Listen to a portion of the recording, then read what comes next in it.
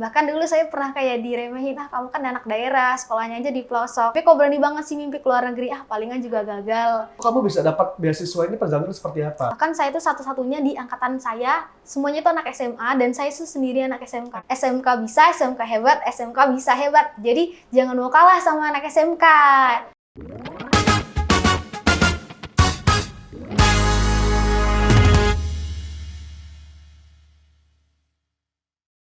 Halo Sobat Apis, tanya Rumpi Solusi. Seperti biasa kita akan berbincang-bincang, rumpi-rumpi, tapi rumpinya yang positif deh pastinya Sobat. Dan sekolah atau sarana pendidikan ini merupakan peranan penting dalam mencetak generasi-generasi unggul berprestasi. Kali ini kita kedatangan narasumber yang luar biasa, masih muda, masih cantik. Ini ada Ariel, sosok yang luar biasa, banyak memperoleh prestasi-prestasi ya.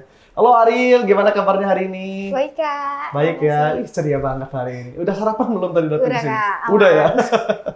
Oke Ariel, nih kayak Oga dapat informasi nih, kamu nih pernah nerima beasiswa program pertukaran KLIS 2023-2024 ke Amerika ya? Bener nggak sih? Betul, Kak. Bener ya? Nah ini tentang pelatihan BUBW. Bahasa Inggris juga nih, kayaknya jago nih kayaknya. Prestasinya apa sih? Kayak Oga juga belum tahu nih. Coba bisa diceritakan nggak? Amin, boleh Kak.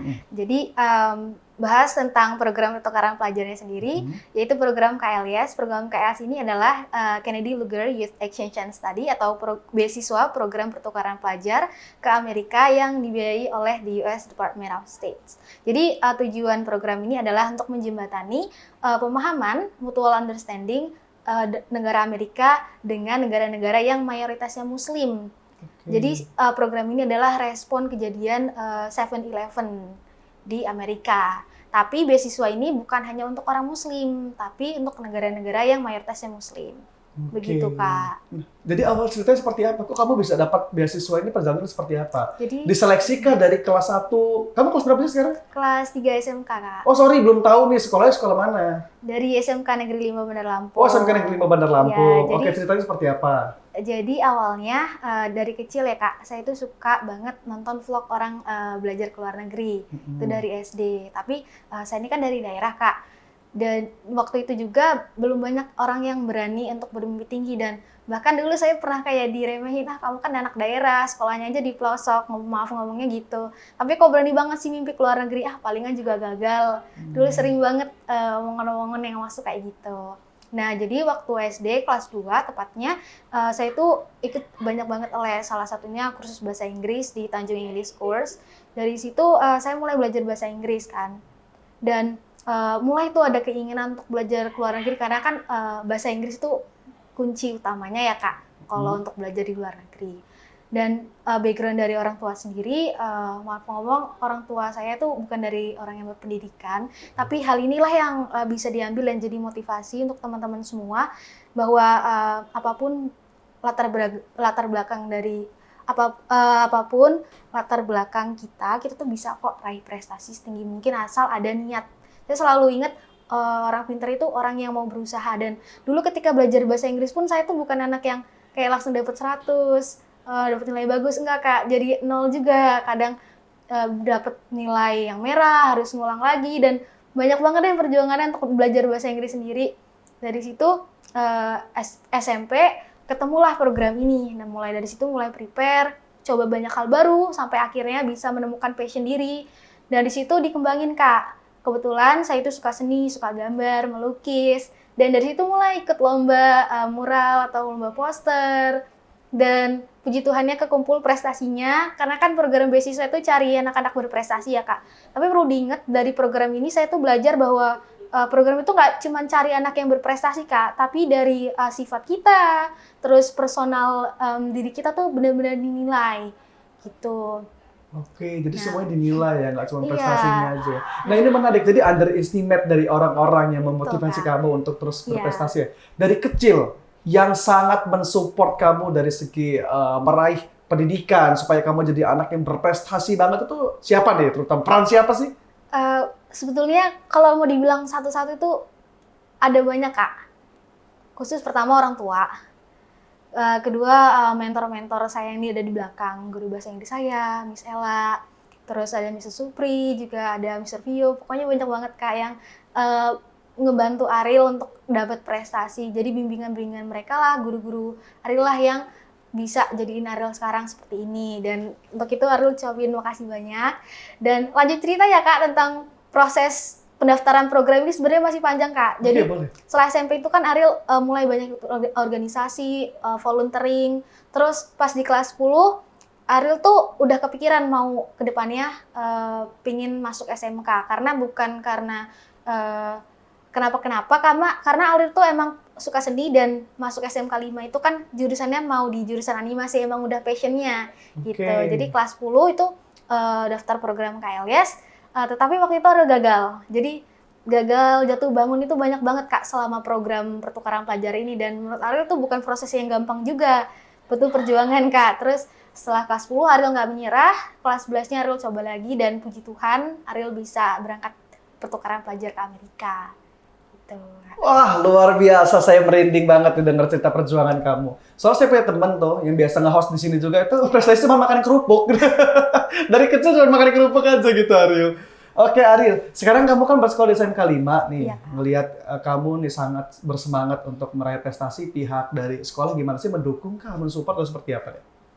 Awalnya kelas 10 ya Kak, ini zamannya tuh guru-guru juga belum tahu program KLS, nanti sering diingetin lah, namanya juga guru ya Kak ya, maksudnya takut anaknya kenapa-napa kan. Jadi waktu itu pernah dibilangin, coba di research dulu programnya, kasih kami bukti biar kami percaya. Awalnya agak sedikit meremehkan, mungkin ya saya juga mau maklumi ya Kak ya, karena kan guru juga belum tahu, saya juga angkatan pertama di sekolah saya, dan biasanya beasiswa ini kan diraih untuk anak-anak yang anak SMA, anak-anak unggulan lah Kak.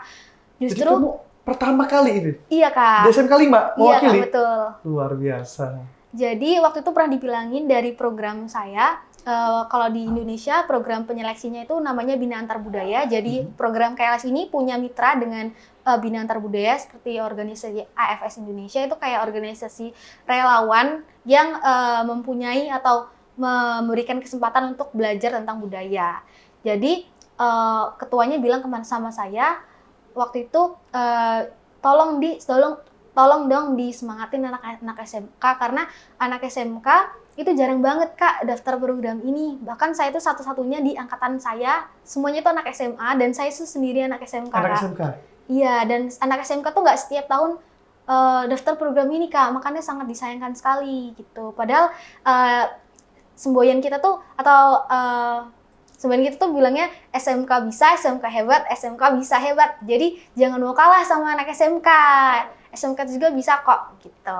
Oke, nah ini menarik sih.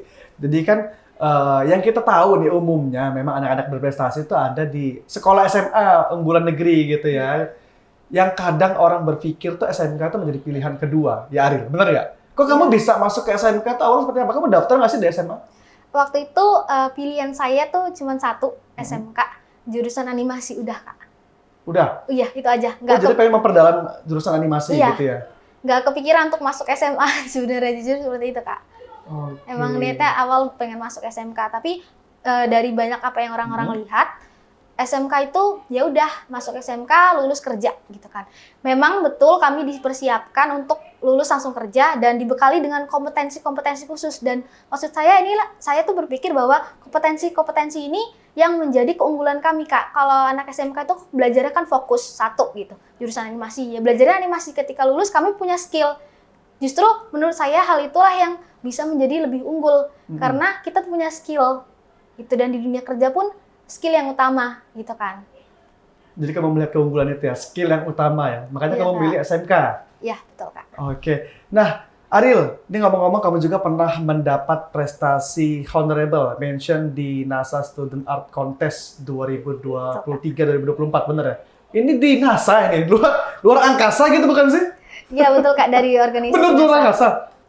Jadi ceritanya waktu itu saya kan bersekolah di Amerika, di Rogers Heritage High School pertukaran pelajar, itu kelas 12. Jadi sekolah saya yang di sini itu dihitung cuti, dan tahun ini saya melanjutkan kelas 12 lagi di Indonesia. Jadi waktu itu ceritanya saya bersekolah di sana, dan puji Tuhan saya dapat keluarga angkat yang sangat suportif dengan minat bakat saya. Setelah itu saya mulai diberikan beberapa informasi lomba seni. Karena kan emang di Indo sering banget ikut lomba yang berbasis seni kayak mural, dan poster.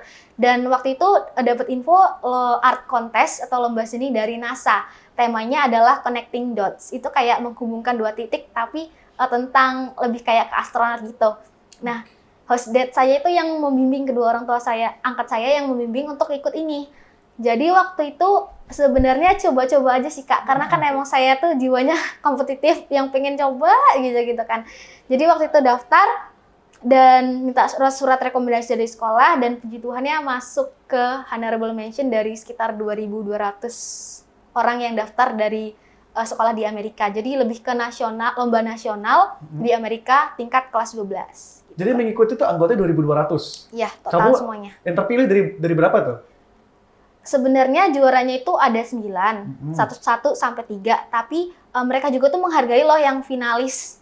Jadi waktu itu masuk ke honorable mention gitu. Jadi karyanya dihargain, dan jujur prosesnya juga lama Kak untuk membuat karya tersebut, sekitar 3 bulanan, dan sebagai pertukaran pelajar itu kan banyak banget kegiatan yang harus diikuti. Contohnya sekolah itu wajib, dan mungkin kadang ada PR. Jadi saya ngerjainnya itu ya di waktu-waktu luang, kadang diajak keluarga kemana gitu kan, jalan-jalan apa gimana. Jadi di sela-sela waktu itu saya gunakan untuk membuat karyanya. Gitu. Ih, luar biasa. Mungkin banyak yang belum kenal sama Ariel nih ya. Banyak yang scroll-scroll sosial media nih cuma tentang nonton-nonton, joget-joget ya kan. Mending nih, lihat langsung tayangan dari TVRI Podcast bersama Ariel biar kamu termotivasi untuk meraih-raih prestasi ya, Ariel ya. Tapi ini Ariel, kayak gue penasaran nih. Kamu nih awalnya itu bisa tertarik ke multimedia gitu ya. Itu ngikutin siapa sih Ariel? Sebenarnya kalau orang tua itu nggak ada background seni Kak. Cuman dulu ibu saya pernah punya cita-cita untuk jadi arsitek. Mungkin itu ya Kak. Ibu saya dulu pengen jadi arsitek. Cuman belum kesampaian. Mungkin harapannya ke anaknya. Jadi dari situ suka seni. Emang dari SD sih Kak, suka gambar. Kadang tuh dulu inget banget waktu SD jualan gambaran. Terus di SMP mulai tambah lagi hobinya gambar, melukis. Dan di SMK ini sebenarnya jadi jalan pembuka sih Kak. Karena waktu itu ketemu banyak banget guru seni yang ngebimbing saya. Dulu pernah waktu kelas 10 zaman-zaman Covid, saya tuh diajak mural di beberapa flyover Bandar Lampung. Kayak di Pahoman, Pasar Tugu, di Transmart, dan di Antasari. Okay. Jadi waktu itu kan sekolahnya masih online, orang-orang belajar di HP gitu kan. Setelah itu saya lanjut lagi mural. Jadi di sana diajak sama Pak Eko. Beliau adalah guru seni saya. Sekarang sudah pensiun, dan dari sana saya belajar dikenalkan dengan seniman-seniman lainnya, gitu Kak. Dan dari situ diajak beberapa lomba mural, juga diajak ikut beberapa pameran di DKL. Jadi kan bukan atas arahan orang tua sebenarnya. Memang ada bakat terpendam jangan-jangan ya. Sebenarnya kalau ngomongin bakat Kak, semua orang tuh punya bakat loh Kak. Semua orang tuh bisa. Oke. Cuman harus diasah. Sepakat. Gitu Kak. Jadi semua orang tuh bisa kok Kak punya bakat dan juga bisa pintar, karena kepintaran atau bakat itu kan hasil dari kerja keras, hasil dari latihan Kak. Jadi buat teman-teman yang mungkin masih bingung nih, aduh aku nggak punya bakat, aku kayak gimana sih gitu, sebenarnya harus banyak coba hal baru dan terus kembangkan apa yang kalian suka gitu Kak. Oke, jadi setiap orang itu punya bakat terpendam kata Ariel. Gimana caranya kita menggali ya Ariel ya. Nah, dengan cara apa sih menggalinya Ariel itu, dengan berlatih kah atau seperti apa? Ini mungkin teman-teman banyak yang belum tahu nih bakat terpendam saya apa sih. Jadi mereka males gitu kan untuk menggali prestasi yang ada dalam diri mereka. Gimana kalau tips and trick dari Ariel? Kalau dari saya sendiri, rekomendasi pertama adalah coba banyak hal baru. Dulu waktu SD saya banyak banget ikut kegiatan kayak drum band, karate, les bahasa Inggris, les komputer, dan lain-lain. Dari situ saya tuh mulai jenuh. Emang dari awal emang suka gambar, tapi kan sebagai sampingan ya Kak. Dari situ mulai jenuh, akhirnya capek sendiri, dan mulai sadar, oh menggambar atau seni itu bidang saya loh gitu. Jadi mulai sadar dan udah ngeh gitu kan, ketika udah banyak banget explore dan coba hal baru. Dari situ setelah sadar, saya mulai kembangkan. Ikut beberapa lomba atau latihan, coba teknik baru, menggambar dengan menggunakan drawing pen atau alat teknik lainnya. Setelah dari situ, setelah dikembangkan, mulai ikut kompetisi, dan dari kompetisi pun awalnya nggak langsung menang Kak. Jadi ada kadang kalah, terus dilihat dikoreksi lagi kira-kira aku kalahnya karena apa ya gitu, evaluasi. Dan penting banget untuk punya mentor, untuk guru yang membimbing, karena dari sanalah Ariel bisa mengkoreksi diri Ariel sendiri gitu Kak. Oke. Sepenting apa mentor menurut kamu? Penting banget Kak, penting banget karena kadang kita tuh bingung mau kemana, aduh kita tentuin masa depan aja bingung, dan dari mentor itu ada orang yang ngarahin lah Kak, orang Pendamping, dewasa, ya? iya pendamping yang bisa mengarahkan, seperti itu Kak. Jadi perlu sosok pendamping. Tapi ini, Ariel, kalau banyak pemirsa di rumah yang menyaksikan tayangan kita hari ini, dan mereka berpikir seperti ini, kan les, terus mungkin berlatih, perlu punya mentor, dan lainnya itu perlu biaya yang besar. Saya ini bukan dari keluarga yang berkecukupan. Nah, gimana menurut Ariel, itu bener nggak sih? Bisa nggak kalau misalnya mereka yang mungkin punya latar belakang ekonomi yang tidak berkecukupan itu bisa bangkit gitu? Mencari mentor dan berlatih tanpa biaya banyak, itu bisa nggak sih Ariel? Sebenarnya dengan kasus yang Kakak bilang, saya juga relate kok Kak. Saya dari daerah dan saya itu bukan dari keluarga yang berkecukupan atau keluarga menengah ke atas, Oke. bisa dibilang gitu. Dan kalau orang tua sendiri kan emang pendidikan nomor satu ya. Istilah kata hidup sederhana nggak apa-apa, tapi pendidikan harus nomor satu. Jadi banyak sih Kak biaya dari les itu, tapi orang tua itu sangat mengutamakan hal itu. Jadi yang nggak ada pun diada-adain untuk pendidikan anaknya Kak. Gitu. Dan untuk mentor sendiri sebenarnya siapapun bisa jadi mentor kita kok Kak. Kayak contohnya guru, nggak usah jauh-jauh lah Kak, guru sekolah kita atau orang-orang terdekat yang mungkin udah sukses dan bisa jadi mentor kita Kak. Tuh. Jadi luar biasa dukungan dari orang tua Ariel ini sangat mensupport soal pendidikan ya. Tadi kan Ariel sempat bercerita bahwa orang tua Ariel maafnya ngomong ya, tidak punya banyak penghasilan, lebih mungkin ya, tapi soal pendidikan mereka selalu mengusahakan untuk anaknya. Betul, Kak. Ariel ini anak keberapa memang? Anak kedua Kak. Anak kedua. Iya. Yang pertama udah selesai pendidikan juga? Yang pertama itu lagi S2 Kak tahun ini. Coba daftar. Oh lagi S2. Iya. Ariel kelas berapa sekarang? Kelas 3 Kak. Kelas 3. Berarti Iya. udah ada rencana dong pengen masuk universitas mana nih? Kalau rencana itu banyak Kak. Daftar banyak scholarship itu jadi hal yang utama karena orang tua sendiri anaknya pengen kepunyaan impian tinggi untuk lanjut di luar negeri, tapi kan orang tua ya belum bisa. Jadi Ariel harus cari beasiswa lagi untuk lanjut pendidikan di luar negeri. Jadi Ariel ini sekarang lagi coba daftar beasiswa dari APU, Asian Pacific University. Itu ada universitas di Jepang, dan mohon doanya kepada teman-teman semua semoga prosesnya dilancarkan karena proses beasiswa itu kan kurang lebih memakan 1 tahun dalam seleksinya saja. Oke. Gitu. Jadi prosesnya juga panjang Kak. Gitu. Jadi kalau misalnya kamu nih sekarang pengennya berkuliah di luar negeri gitu ya? Harapan ya? Nah mudah-mudahan nih kalau misalnya ada pemerintah provinsi pastinya menyaksikan podcast hari ini didukung nih anak prestasi asal Lampung yang punya banyak prestasi loh. Nah tapi ngomong-ngomong kalau misalnya banyak orang yang nggak bisa bahasa Inggris nih Ariel, pengen kuliah di luar negeri itu gimana? Modalnya apa? Apa nekat aja berani? Misalnya saya punya duit nih, pengen lah kuliah di luar negeri gitu, tapi dia nggak bisa ngomong bahasa Inggris, gimana?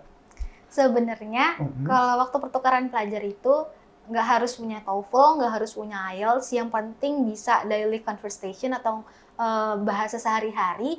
Karena waktu di Amerika dulu, saya juga belajar Kak, pernah ngalamin language barrier, kayak orang bule tuh ngomongnya cepet banget ketika langsung beradaptasi itu. Ngomongnya cepet banget dan pusing Kak jujur, tapi lama-kelamaan itu akan beradaptasi dan akhirnya ngerti sendiri dengan bahasa tubuh gitu Kak. Jadi di sana juga sambil belajar, kan sekolah di sana pakai bahasa Inggris, hari-hari ngomong bahasa Inggris, nggak ada bahasa Indonesia, jarang ketemu orang Indonesia. Jadi harus belajar juga gitu. Dan kalau untuk pendaftaran kuliah sendiri, kalau dari Ariel yang siapkan itu tes bahasa Inggris, Ariel coba Duolingo English Test. Itu lebih mudah dan lebih murah juga daripada IELTS ataupun TOEFL. Gitu Kak. Oke, jadi kamu yang sudah pakar bahasa Inggris aja di luar masih bingung ya kalau bule ngomongin cepat ya? Iya Nah, Kak. karena Kak Yoga ini kan biasanya ngomong cepat nih. Kak Yoga ini dulu bule gitu. Pindah ke sini jadi biasa bahasa Indonesia ngomongnya agak cepat gitu. Ariel, nah mungkin tips dari kamu deh buat teman-teman yang belum bisa berbahasa Inggris. Dulu pertama kali kamu belajar itu gimana caranya? Apakah sering mendengarkan musik berbahasa Inggris? Atau misalnya daily-nya nih, berbahasa Inggris. Tapi kan kamu berbahasa Inggris harus ada teman yang bisa bahasa Inggris. Apakah orang tuanya bisa bahasa Inggris, misalnya sehingga percakapan kamu tuh biasa dengan bahasa Inggris gitu. Nah, kalau misalnya kesulitannya adalah ketika teman-teman di rumah misalnya pengen belajar bahasa Inggris, tapi mereka tidak bisa ada lawan bicara yang bisa bahasa Inggris gitu. Nah, seperti apa, Ril? Kalau rekomendasi dari Ariel sendiri, pertama cari lingkungan ya Kak. Kalau misalnya bisa ikut les bahasa Inggris, karena pertama lingkungan yang Ariel cari, dan kedua guru dan juga rekan-rekannya Kak, karena kan kalau di sekolah Ariel kan jarang orang ngomong bahasa Inggris, paling cuman kalau misalnya pelajaran bahasa Inggris dan gurunya yang ngomong gitu kan. Jadi lingkungan itu pertama. Terus kalau misalnya mau otodidak bisa banget, tapi harus konsisten Kak. Kalau Ariel biasanya suka nonton film-film western nggak pakai subtitle, jadi ngelatih listening atau skill pendengaran kita. Dan kalau mau pakai subtitle pakai yang bahasa Inggris. Jadi ketika lihat kata-kata baru itu tahu, oh ini kata-katanya apa ya, terus dicatat, terus habis itu ditranslatein. Jadi dari situ kita dapat pemahaman baru dan kosa-kosa kata baru gitu Kak. Selain itu Ariel juga sering dengerin musik bahasa Inggris. Favorit Ariel tuh Tate McRae, Taylor Swift gitu. Jadi itu juga melatih lah istilahnya, kalau udah seneng denger lagunya pasti kepo sama liriknya, artinya apa sih. Jadi kan akhirnya dari situ juga belajar Kak. Gitu. Oke, kayak Yoga dulu kecil juga sering dengerin lagu bahasa Inggris.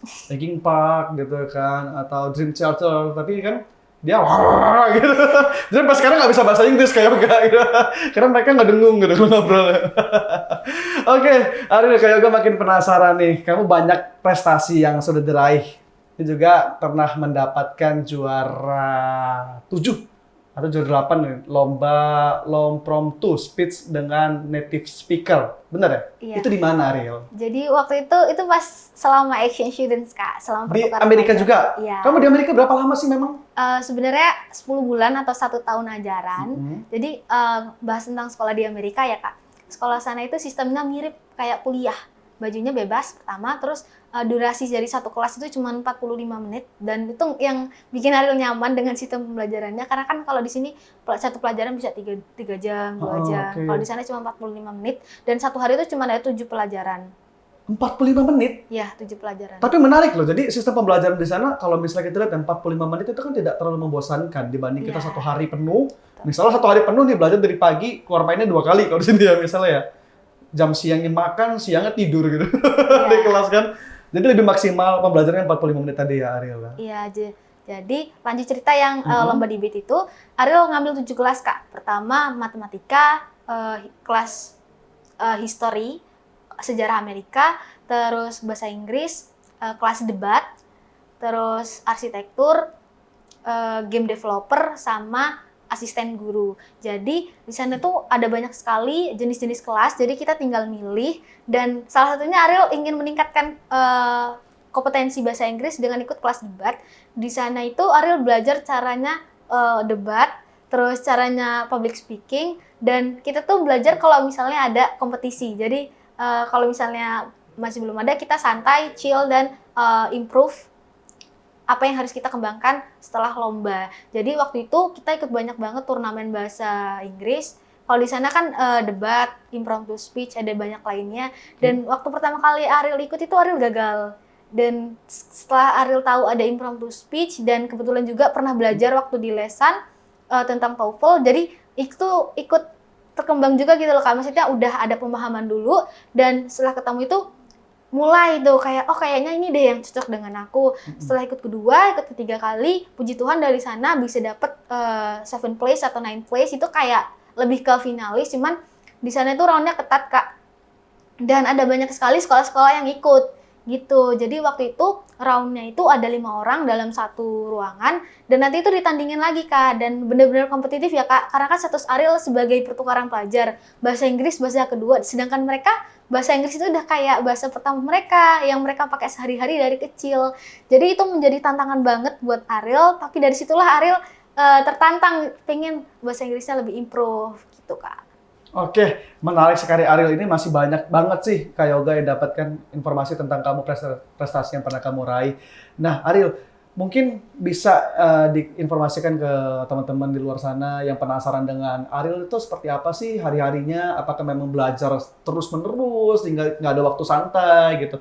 Kalau kayak gue lihat kan memang jaraknya berdekatan nih ya, prestasi-prestasi. Kamu sibuk meraih prestasi, mengejar gitu, mengejar mimpi kamu soal pendidikan gitu. Kamu ada waktu santai nggak ngomong-ngomong nih? Sebenarnya ada Kak, sering diajak liburan juga kok sama keluarga angkat waktu di sana ya, ngomongin pertukaran belajar. Dan prestasi itu nggak hari ini ikut, besok ikut, nggak gitu Kak sebenarnya. Cuma selagi ada kesempatan pasti Ariel ambil gitu. Ariel tipe orangnya yang nggak mau menyia-nyiakan kesempatan gitu. Dan kalaupun belum dapet juga, ya nggak apa-apa gitu, ditunggu aja. Juga kan sebanyak itu prestasinya, ada juga Kak banyak gagalnya. Jadi mungkin yang orang-orang lihat anak berprestasi pasti sekali ikut lomba langsung menang. Nggak kok Kak, banyak juga gagalnya gitu. Oke, Ariel, mungkin terakhir hal yang ingin kamu sampaikan ke teman-teman di rumah yang mungkin belum masih sibuk bermain, belum mau menggali potensi dalam dirinya, dan mungkin hal yang ingin kamu sampaikan pada para mentor-mentor kamu, boleh? Pesan untuk teman-teman semua yang di luar sana yang masih malas-malas belajar, semangat untuk menggapai mimpi kalian, jangan sia-siakan kesempatan. Kalian tuh punya hak untuk meraih mimpi dan menggapai mimpi kalian. Dan jangan pernah menyerah ketika kalian gagal. Pesan untuk mentor-mentor saya, terima kasih sudah membimbing Ariel sampai sejauh ini. Dan ilmu-ilmu yang telah diberikan sangat sekali berguna bagi Ariel. Untuk itu Ariel mengucapkan terima kasih dan semangat buat teman-teman semuanya. Terima kasih. Oke, terima kasih Ariel sudah main-main ke podcast Tapis. Nah, semoga Ariel ini menjadi role model buat teman-teman di rumah yang masih sibuk main gadget, scroll-scroll tok-tok gitu kan. Mending menggali potensi dalam diri kamu supaya kamu menjadi Ariel kedua. Siapa tahu Ariel lebih banyak lagi gitu kan, Ariel berpotensi di Provinsi Lampung ini. Amin. Dan pemirsa, Sobat Tapis, nih jangan lupa saksikan terus podcast Tapis. Kita masih akan menayangkan banyak sekali makanya. Jangan lupa lah subscribe aja ya. Oke, bye. Terima kasih Ariel. Terima kasih Kak.